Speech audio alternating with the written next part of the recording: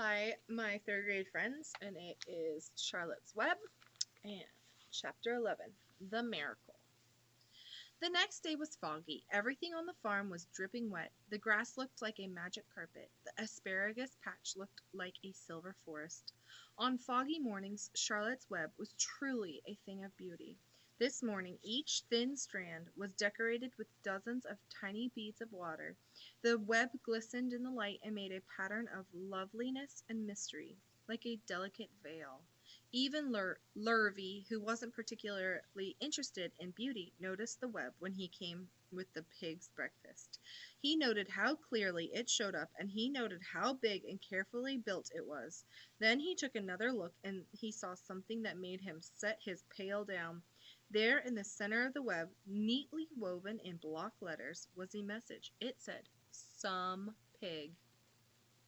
Lurvy felt weak. He brushed his hand across his eyes and stared harder at Charlotte's Web. "I'm seeing things," he whispered. He dropped to his knees and uttered a short prayer.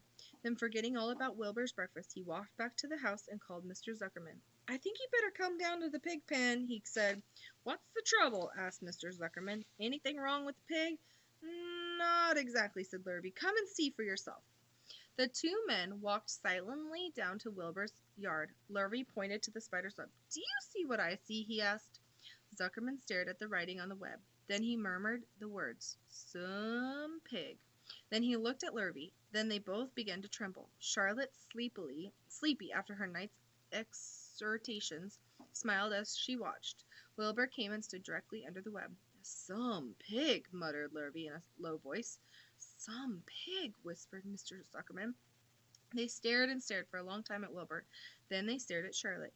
You don't suppose that spider," began Mr. Zuckerman. He shook his head and he didn't finish the sentence. Instead, he walked solemnly up to the house and spoke to his wife.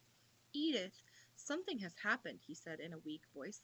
He went into the living room and sat down, and Mrs. Zuckerman followed. "I've got something to tell you, Edith," he said. "You better sit down." Mrs. Zuckerman sank into a chair. She looked pale and frightened. "Edith," he said, trying to keep his voice steady, I think you had best be told that we have a very unusual pig." A look of complete bewilderment came over Mrs. Zuckerman's face. "Homer Zuckerman, what in the world are you talking about?" she said. "This is a very serious thing, Edith," he replied. "Our pig is completely out of the ordinary." "What's unusual about the pig?" asked Mrs. Zuckerman, who was beginning to recover from her scare. "Well, I don't really know yet," said Mr. Zuckerman, "but we have received a sign, Edith, a mysterious sign. A miracle has happened on this farm. There is a large spider's web in the doorway of the barn cellar, right over the pig pen, and when Lurvy went to feed the pig this morning, he noticed the web became web because it was foggy. And you know what? The spider's web looks very distinct in the fog. And right spring in the middle of the web there were these words, 'Some pig.' The words were woven right into the web. They were actually part of the web, Edith. I know because I have been down there and seen them. It says 'Some pig,' just as clear as can be. There can be no mistake about it. A miracle has happened and a sign has occurred here on earth, right on our farm, and we have no ordinary pig."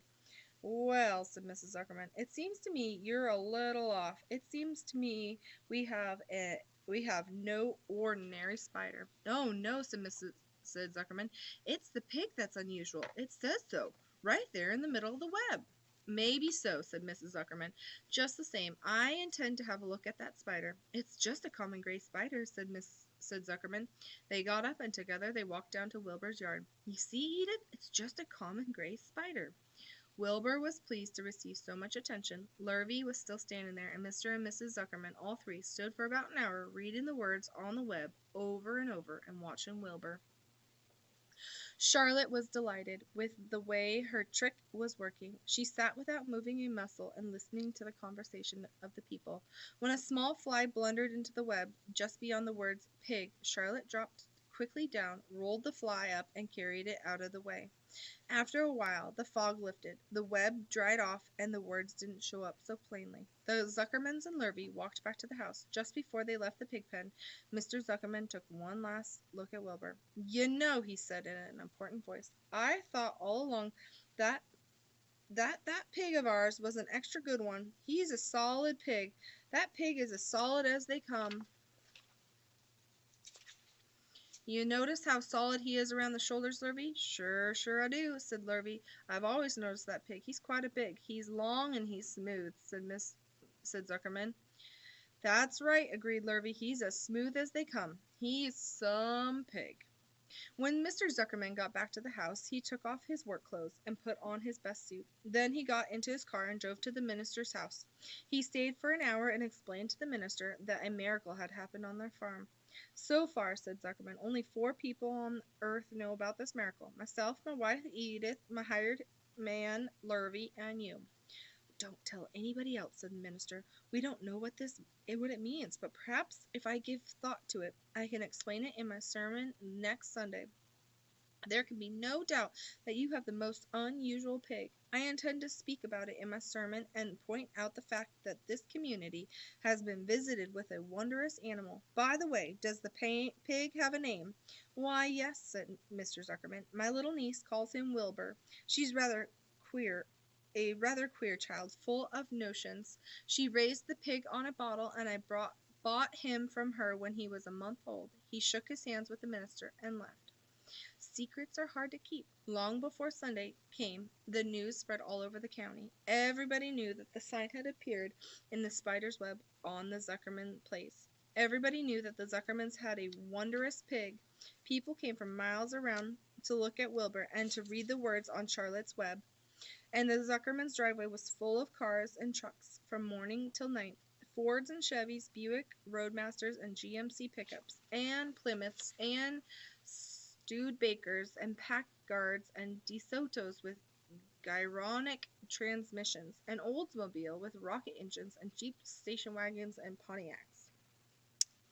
The news of the wonderful pig spread clear up into the hills. The farmers came rattling down in buggies and buckboards to stand hour after hour at Wilbur's pen, admiring the miraculous animal. All said they had never seen such a pig before in their lives. When Fern told her mother that Avery had tried to hit the Zuckerman spider with a stick, Mrs. Arabella was so shocked that she sent Avery to bed without any supper as punishment. In the days that followed, Mr. Zuckerman was so busy entertaining visitors that he neglected his farm work. He wore good clothes all the time now, got right into them, and when he got up in the morning, Mrs. Zuckerman prepared special meals for Wilbur. Lurvy shaved and got a haircut, and his principal farm duty was to feed the pig while people looked on. Mr. Zuckerman ordered Lurvy to increase Wilbur's feeding from 3 meals a day to 4 meals a day. The Zuckermans were so busy with visitors they forgot about other things on the farm. The blackberries got ripe, and Mrs. Zuckerman failed to put up any blackberry jam. The corn needed hoeing, and Lurvy didn't find time to hoe it. On Sunday, the church was full. The minister explained the miracle. He said that the words on the spider's web proved that human beings must always be on the watch for the comings of wonder. All in all, the Zuckerman's pig pen was the center of attraction. Fern was happy, for she felt that Charlotte's trick was working and that Wilbur's life would be saved. But she found that the barn was not nearly as pleasant. Too many people. She liked it better when she could be all alone with her friends and animals. Okay, go ahead, and that's the end of chapter 11. Go ahead and finish your discussion post.